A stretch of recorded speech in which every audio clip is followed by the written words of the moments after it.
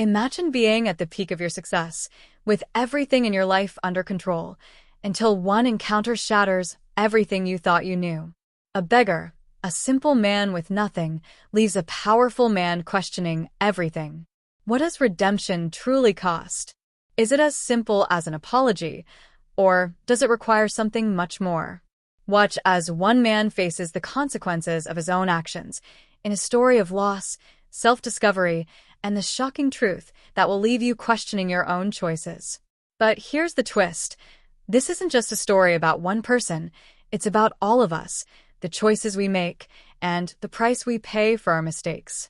If you want to find out what happens next, stay with us till the end. This journey is about to get intense, and I promise you won't want to miss it. And hey, if you're feeling moved by this powerful tale, make sure to hit that subscribe button right now. Join our family, and let's walk this path of change together.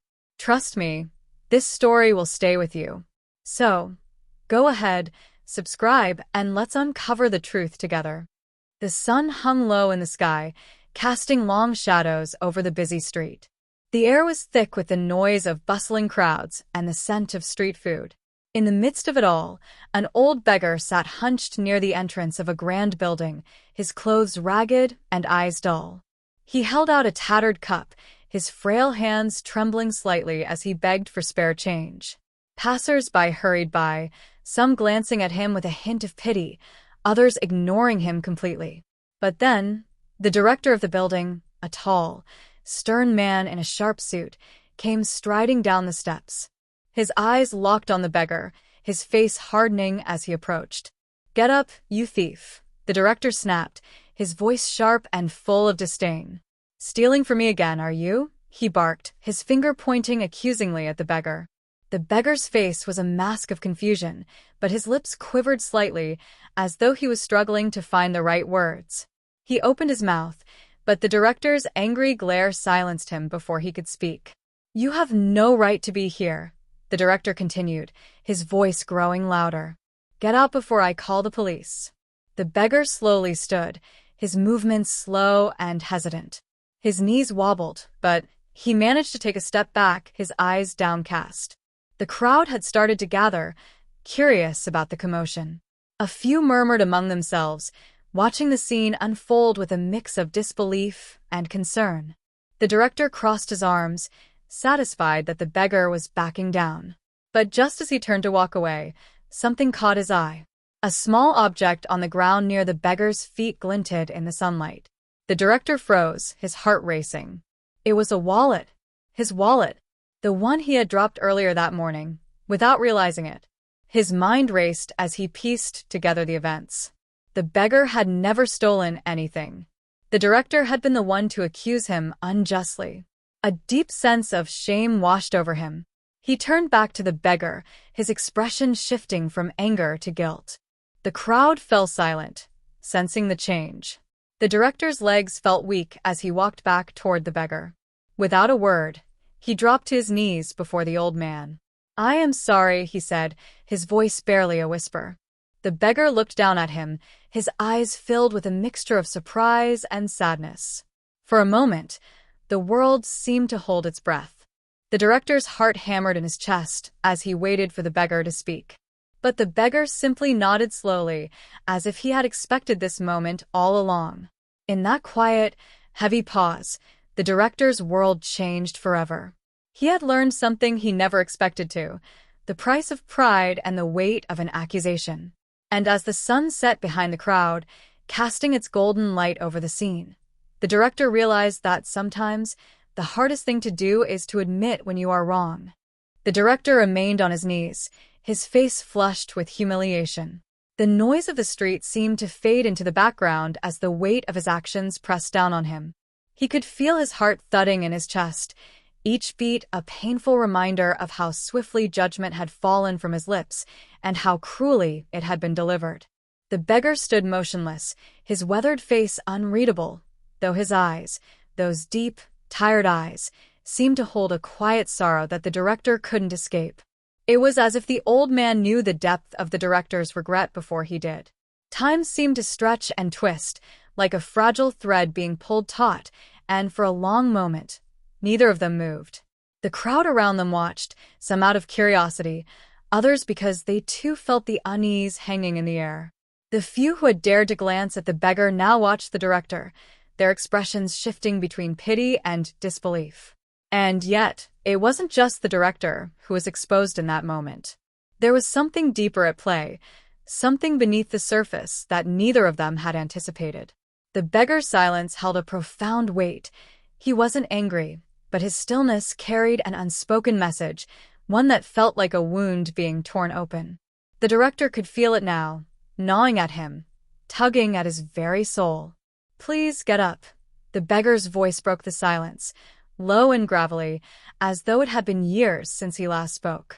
The words hung in the air, fragile and hesitant, as if offering him the space to reclaim his dignity. The director shook his head, unable to look him in the eye.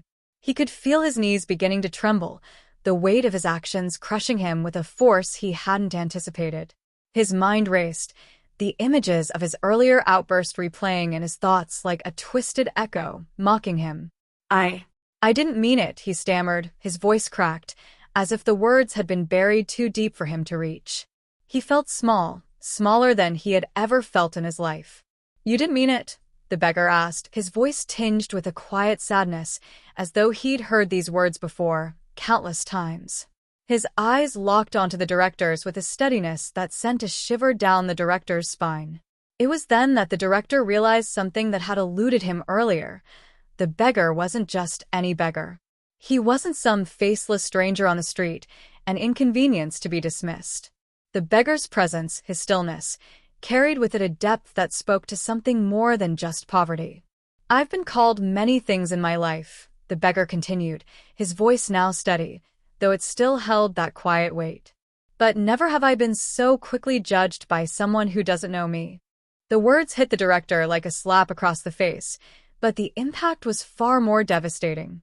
The beggar took a slow step forward, his movement deliberate and calm. The director's breath caught in his throat. He wanted to speak, to apologize again, but the words felt like stones in his mouth. The beggar knelt down in front of him, slowly and carefully, lowering himself to the director's level. He didn't speak right away. Instead, he simply sat there, his eyes steady, watching the director, waiting for something. The director could feel the weight of the beggar's gaze, and it was like an invisible hand was squeezing his chest, suffocating him, as if he couldn't breathe. The crowd, once so silent, now seemed to be holding their collective breath. The whole world had narrowed down to this moment, a moment of raw truth, of discomfort, of realization. "I was wrong," the director whispered, the words slipping from his lips without his permission. "I am so sorry." The beggar didn't immediately respond. He simply looked at the director, his expression unreadable. Then, without a word, he reached into his tattered coat pocket and pulled out a small, old photograph. It was faded, its edges worn from years of handling. The director's heart pounded as the beggar held the photograph out to him, the image barely visible under the dirt and grime that had accumulated over the years. "Do you recognize her?" the beggar asked softly, his voice almost a whisper. The director looked at the photograph, squinting in the dimming light, and his heart skipped a beat. The face staring back at him was unmistakable. It was his mother. Confusion and shock rippled through him. He blinked several times, trying to make sense of what he was seeing. The old beggar, the one he had so quickly accused, was holding a picture of his own mother. His mind struggled to connect the dots. The beggar's eyes softened as he saw the recognition in the director's face. "That's right. You remember her now." The director's head was spinning. His thoughts were fragmented, crashing into one another like waves on a stormy sea. The woman in the photograph had been the one to care for him when he was young, the one who had shown him love when the world felt cold. But she had been gone for years now. "Who are you?" The words felt foreign coming from his lips. "Why do you have this picture?" The beggar let out a long sigh, a sound filled with decades of pain and loss. "I was once someone else. Someone important. Your mother, she was my everything. But I lost her. I lost myself." The words hit the director like a tidal wave. His mind reeled, and he struggled to stay grounded. He had been so certain that he knew the beggar, that he had already judged him, dismissed him. But now, in this moment, he realized how little he truly knew.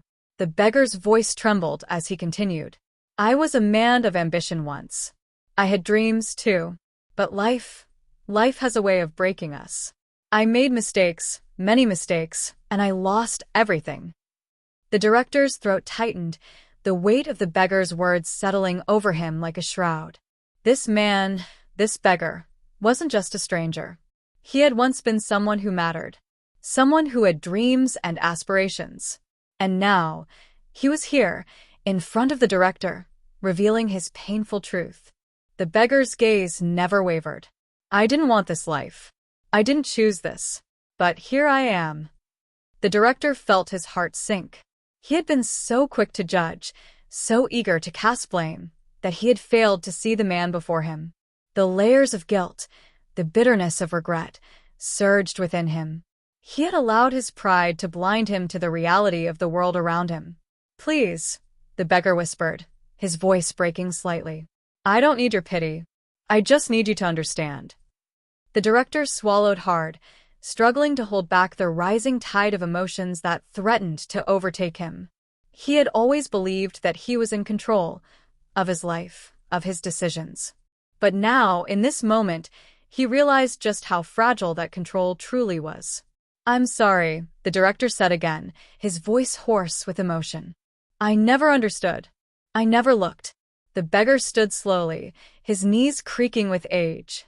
He looked down at the director, his expression softening. It's not too late. You still have time.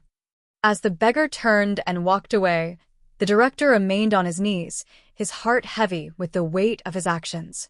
The crowd had slowly begun to disperse, but the air around him still felt charged with the rawness of what had just transpired. In the midst of that bustling street, amidst the chaos of the world, the director found himself standing at the crossroads of his own redemption. He had come face to face with his own mistakes, and in that moment, he understood that true humility wasn't just about saying sorry, it was about seeing the world for what it really was.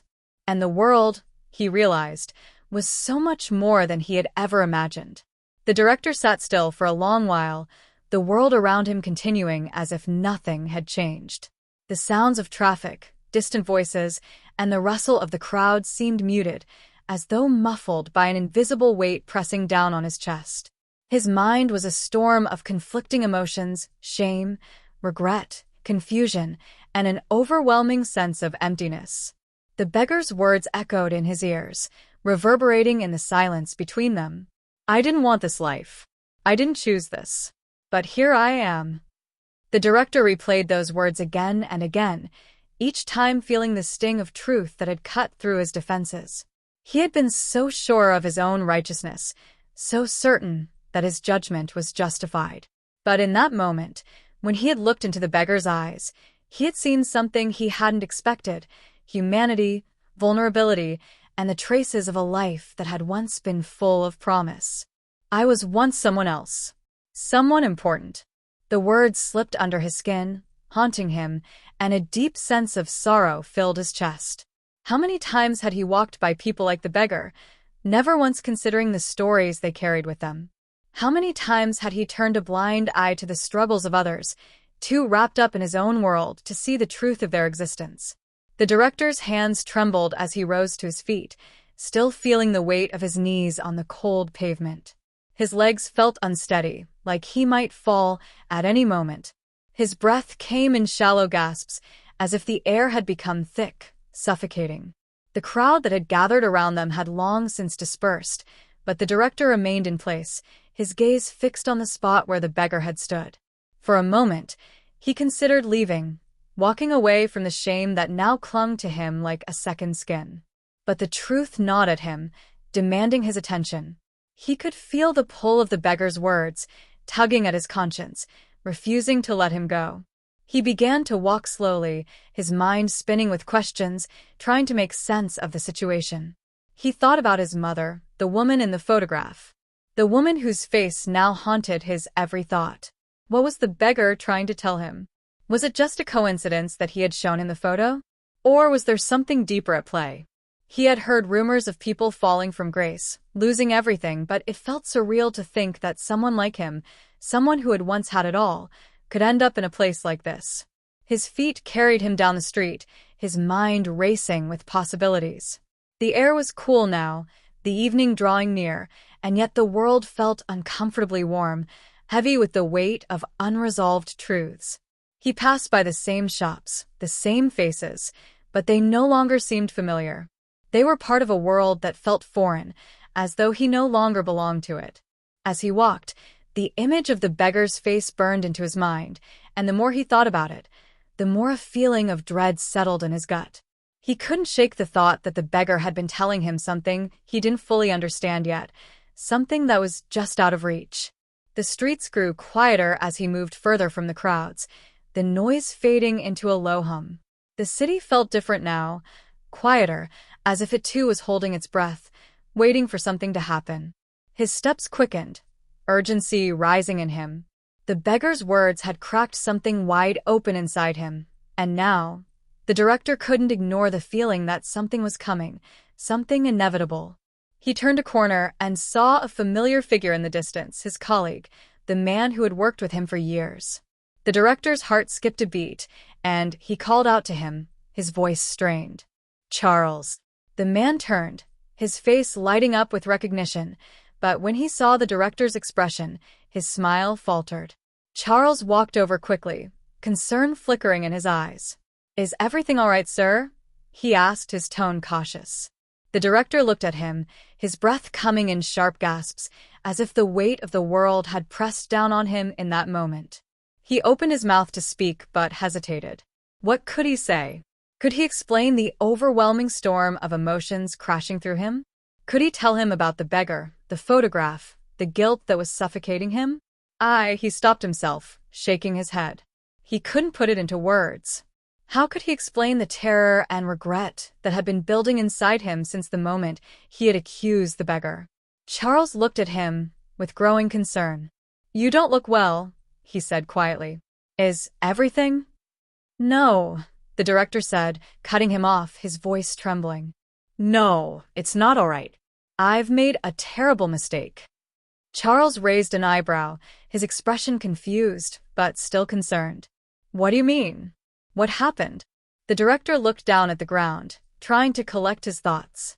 His mind was a whirl of images, of the beggar, the photograph, his mother's face.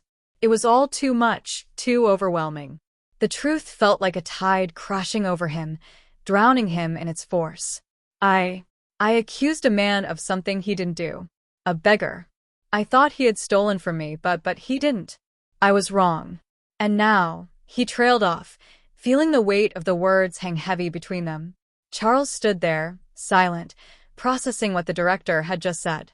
"You're saying you made a mistake with the beggar?" He sounded uncertain, as though he wasn't sure how to respond. The director nodded, his eyes welling with tears. "I didn't just accuse him. I judged him. I saw him as less than me. And then he showed me something. A photograph. It was of my mother." Charles took a step back, his eyebrows furrowing in confusion. "Your mother?" The director's heart thudded painfully in his chest. "Yes. My mother. But it wasn't just any photograph. He knew her. He said he was once someone important. That he had lost everything. That he had made mistakes." The words spilled out, each one heavier than the last. "I don't know what's real anymore, Charles. I don't know if he was lying or if this is some twisted fate trying to tell me something." Charles stared at him for a long time, his expression unreadable. The silence stretched between them, thick with unspoken words. Finally, Charles spoke, his voice soft but firm. "You have to go back," he said quietly. The director looked up at him, bewildered. "What do you mean?"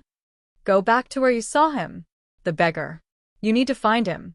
Something's not right here, and you need to make it right. Whatever this is, you can't just walk away." The director's heart raced.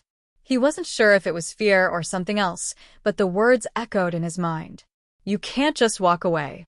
The truth was calling to him, demanding that he face it head-on. And for the first time in his life, He felt like he had no choice but to follow where it led. "I need to find him," he whispered, more to himself than to Charles. Charles gave a brief nod. "Then go. And don't stop until you have the answers."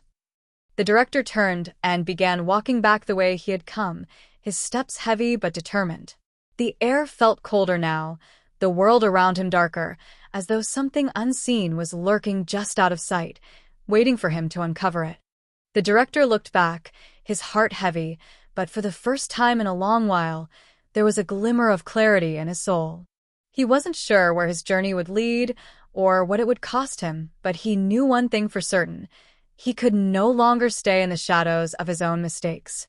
The truth had found him, and now it was time to walk in the light. The director took a slow, deliberate step away from the beggar. His heart was heavy, weighed down by a mixture of regret, shame, and an unfamiliar sense of determination. Every step felt like it carried the burden of his past actions, but also the faint promise of redemption, if he could find the strength to face the truth. He walked away, each step slower than the last, as if the world around him was beginning to tilt, shifting in a way that unsettled him. The beggar's words echoed in his mind, a haunting refrain. The truth isn't always easy to face, but it's always worth it. He had heard that phrase in some form his entire life, but now it felt different, more personal. He had always been a man who controlled his world, who dictated the rules and shaped the narrative. But for the first time, he felt as though he had lost that control, as though the very fabric of his life had unraveled in front of him.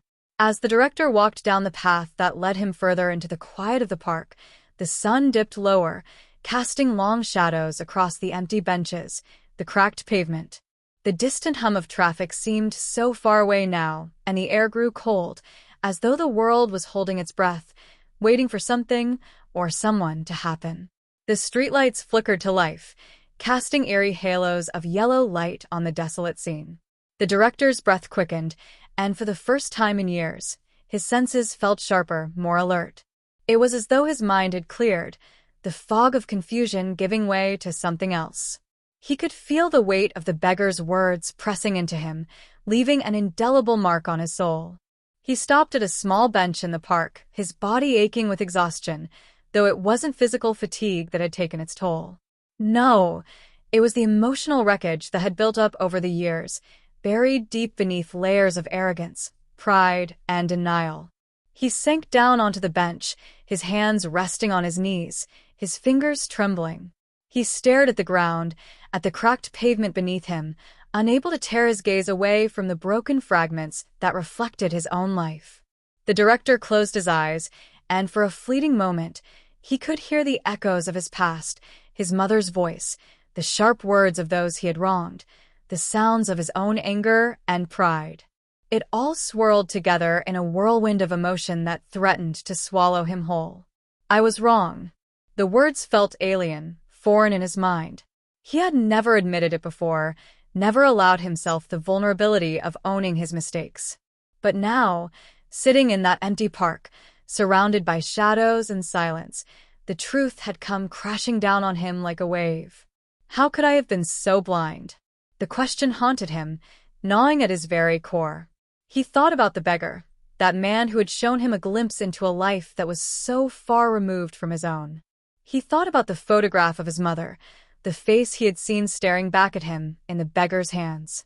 It was all too much to comprehend, too much to process. What was the beggar trying to tell him? Was it a warning? A plea for him to understand something more profound than the superficial world he had lived in?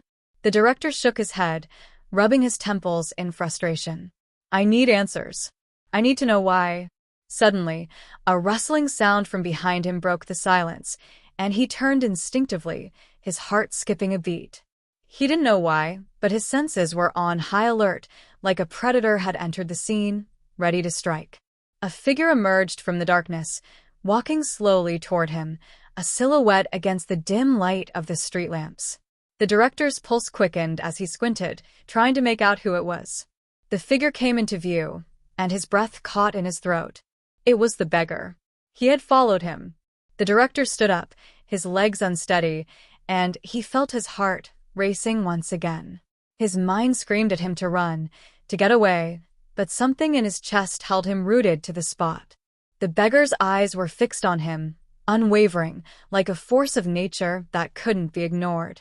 The beggar stopped a few feet away from him, his presence almost suffocating in its intensity. The director's thoughts were jumbled, his body tense with anticipation. He didn't know what the beggar wanted or why he had followed him, but something deep inside told him this moment was inevitable, that he couldn't escape it, no matter how hard he tried. "What do you want?" The director's voice was hoarse, the words barely escaping his lips. He was tired of running from the truth, tired of denying what he had done. But he was still scared of what would happen if he fully embraced it. The beggar said nothing at first. He just stood there, his eyes searching the director's face, as if weighing the very soul of the man before him. Then, in a voice that was barely a whisper, the beggar spoke, his words slicing through the thick tension in the air. "You're not ready," the beggar said softly. The director's breath caught. "What do you mean? What aren't I ready for?" The beggar's gaze softened, his face lined with sorrow. "You don't yet understand the cost of redemption. You think it's as simple as saying sorry, as easy as admitting you were wrong. But it's not." The director's chest tightened, a pang of fear and realization clawing at his heart. He had known deep down that there was more to it. He had known that the path to redemption wouldn't be easy. But hearing it from the beggar's lips made it all the more real, and suddenly, the weight of it all threatened to crush him. "You'll have to give something up," the beggar continued, his voice barely above a murmur. "And it will hurt more than anything you've ever known. You'll have to face your darkest fears, your deepest regrets. And only then will you find peace." The words hung in the air, like an ominous cloud. The director felt his stomach churn, the dread settling deeper in his gut. He had spent his whole life building walls around his heart, protecting himself from the pain of vulnerability. But now, standing in front of this man, the walls felt as fragile as paper. "I don't know if I can do it," the director whispered, his voice cracking under the weight of the admission. The beggar stepped forward, his face softening with an unexpected kindness. "You already have. You've taken the first step. You've admitted the truth. The rest will follow." The director shook his head, a tear slipping down his cheek, his hands trembling. "But what if I can't handle it? What if it's too much?" The beggar placed a hand on his shoulder, his touch surprisingly warm. "You will. You don't have to do it alone. And when it's all over, you'll find something you never thought possible." The director stared at the beggar, his heart in turmoil, torn between fear and the faintest glimmer of hope. For the first time in years, he felt a strange peace settle in his chest. It wasn't the peace of certainty, but the peace of acceptance, a peace that came from knowing he was about to face his past, no matter the cost. The beggar turned and began to walk away, slowly disappearing into the shadows from which he had emerged. The director stood there, watching him go, his heart pounding, his body trembling. And as the beggar's figure faded into the night, the director understood that the journey ahead would not be easy. But it would be his own journey. The path to redemption, to forgiveness, to understanding the true cost of his actions, had begun. And there would be no turning back. The director stood there, rooted to the spot, his heart still racing in his chest as the beggar's figure disappeared into the darkness. The night felt colder now, the chill creeping into his bones, settling deep within him. For a long moment he couldn't move, couldn't breathe. It was as though the world had stopped spinning, leaving him suspended in the uncertainty of the beggar's final words. "You'll have to give something up." The words echoed in his mind like a curse. He had known, deep down, that redemption wouldn't be easy. But the cost, he hadn't anticipated this kind of sacrifice. He had built his life on the illusion of control, the comfort of distance from the pain of others. And now, that world was crumbling around him, piece by fragile piece. What am I supposed to give up? The director's mind was clouded with confusion, his thoughts swirling around the impossible choice that lay ahead. He had spent his life in power, in control, and now, everything he had ever known seemed to be slipping through his fingers like sand. He had always believed that redemption was a matter of words, of simple apologies, of a momentary admission of guilt. But the beggar's cryptic warning had shattered that illusion. What is the price of redemption? The director began to walk, though his steps were unsteady, like a man who had just woken from a dream and didn't know where reality began or ended. The streets were empty now, the only sound the distant hum of the city. His surroundings were fading into the background, but his mind was wide awake, each thought sharp and painfully clear. He thought of the people he had hurt, the faces of those he had dismissed, ignored, and belittled. The ones whose lives had been affected by his arrogance, by his inability to see past his own ambitions. And then he thought of the beggar, the man who had opened his eyes to a world he had never truly understood, a world where pain and loss weren't just abstract concepts but lived, breathing realities. He clenched his fists, the desperation of his thoughts building to a crescendo. He had to find the beggar. He had to understand what the price of redemption was. The pain in his chest had grown unbearable, a constant ache that wouldn't leave him. As he turned a corner, he spotted a small, dimly lit alleyway, a shadow against the glow of the streetlights. Something about it pulled him in, a gut instinct that made his body move before his mind could catch up. He hesitated for a moment, the air around him thick with tension, but then he stepped into the alley, his footsteps echoing off the stone walls. The alley was narrow, the air thick with the smell of dampness and decay. He could hear his own breath now, shallow and uneven. He felt the weight of something pressing on his chest, suffocating him.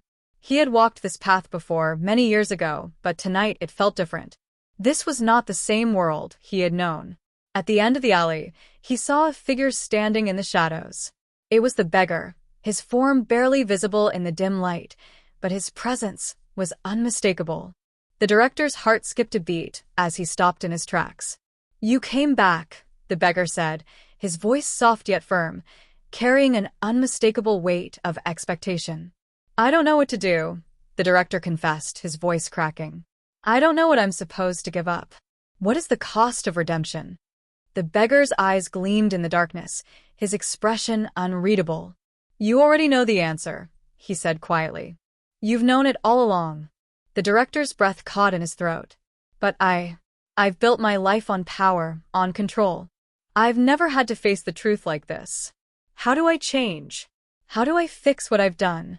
The beggar took a slow step forward, his face now illuminated by the flickering light of a nearby street lamp. "You start by letting go.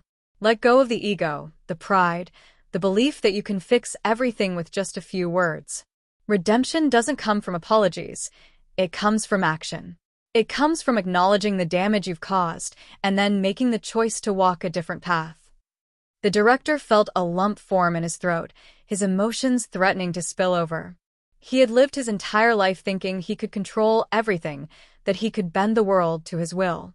But now, standing in this narrow alleyway, he felt smaller than he ever had. The truth was so much bigger than him. "I'm scared," he whispered, his voice breaking. "I'm scared of what I'll lose, what I'll have to give up." The beggar's gaze softened. "Everyone is scared, but you have a choice, and it's the hardest choice you'll ever make. You can either keep running from the truth, or you can face it, no matter how much it hurts." For the first time in his life, the director truly understood what it meant to be vulnerable, to be exposed in the rawest, most painful way. It wasn't about fixing the past, it was about living with it, accepting the consequences of his actions, and striving to be a better man. His breath caught in his throat as he stepped forward, his heart pounding in his chest. "What do I need to do?" The beggar stepped back, nodding slowly. "You've already started. But the real work begins now. You'll have to go to the people you've wronged. You'll have to look them in the eye and admit the harm you've caused. You'll have to give up your pride, your power, and ask for forgiveness." The director swallowed hard, the weight of the words sinking deep into his chest. He had spent his life surrounded by walls, emotional walls, barriers built from years of fear and pride. Now he was being asked to tear them down, brick by brick, until there was nothing left but raw honesty. The thought terrified him. but it was the only path left. The only path to redemption. As the beggar began to turn away, he spoke one last time. The price of redemption isn't just what you give up.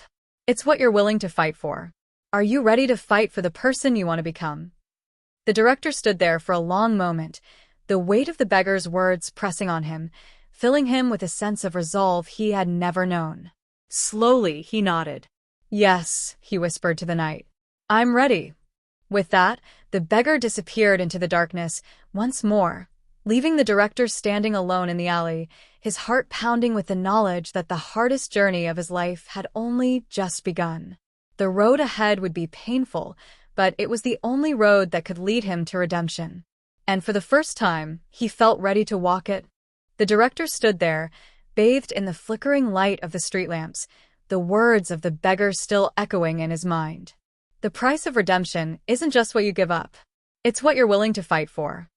The wind had picked up, swirling around him like the emotions that had been stirring in his chest for what felt like a lifetime. His heart was heavy, but there was something else, a flicker of clarity, a sense of determination that had been missing before. The road ahead would be grueling, each step demanding more courage than the last, but it was the only road that could lead him to redemption. As he began to walk back, the city around him felt different. The cold night air seemed to clear the fog in his mind, every step feeling like a small victory, a move toward a new life. The lights of the city shimmered ahead, but it was no longer the same world he had walked through before. Everything had changed. He had changed. He thought of the people he had wronged, those he had ignored, dismissed, and belittled. He thought of the faces that haunted him, the ones whose pain he had caused. But most of all, he thought of the beggar, the man who had shown him what true humility looked like. It was because of that man's pain, his quiet wisdom, that the director now saw with clearer eyes. The journey would be long. He knew that. The first steps had been taken, but the true test would be the days and months ahead. He would have to face the people he had hurt, apologize for the pain he had caused, and prove that he was not the man he once was. He would have to give up his pride and ego, but in doing so, he would finally find the peace he had longed for. But right now, at this very moment, the director felt an unfamiliar calm, a sense of hope. He wasn't alone anymore. He had chosen a different path, a path that was uncertain, but one filled with the possibility of becoming the person he was meant to be. The person who could make amends, who could heal the wounds he had caused, and who could finally find peace within himself. As he walked towards the edge of the city, his mind was clear, the weight of the past starting to lift from his shoulders. The quiet sound of his footsteps echoed in the empty street, but he no longer felt alone. He was finally moving towards something real, something honest, something worth fighting for. And just as he reached the intersection, he stopped. There, standing at the corner of the street, was a small child holding a bouquet of flowers. The child looked up at him with wide eyes, their face filled with innocence and curiosity. Without saying a word, the child handed him the flowers. The director took the bouquet in his hands, a lump rising in his throat. It was a simple gesture, but it felt like a gift from the universe, an unexpected reminder of the goodness that still existed in the world, despite everything. He smiled, a tear escaping down his cheek. This moment, this small kindness, was all he needed to see that redemption was possible. As he walked past the child, he took one last look at the city. The same city that had once seemed so cold and unforgiving, but now felt warm and full of promise. He was ready to change, ready to make things right. The journey wasn't over, not by a long shot, but the director knew he had taken the first step. But here's the thing, friends, this journey isn't just about one man finding redemption. It's about all of us, about recognizing the mistakes we've made, the people we've hurt, and the changes we need to make. Every one of us has the power to change, to heal, and to become a better version of ourselves. If you've enjoyed this emotional journey and want to see more stories like this, stories that explore the depths of human emotion, growth, and redemption, then don't forget to hit that subscribe button. Join me as we explore these powerful, heart-touching tales that will stay with you long after the video ends. Together, We can make this journey, this change, and this world a better place. So go ahead, click subscribe, and be a part of this incredible journey. You won't regret it. Thank you for being here, and I'll see you in the next story.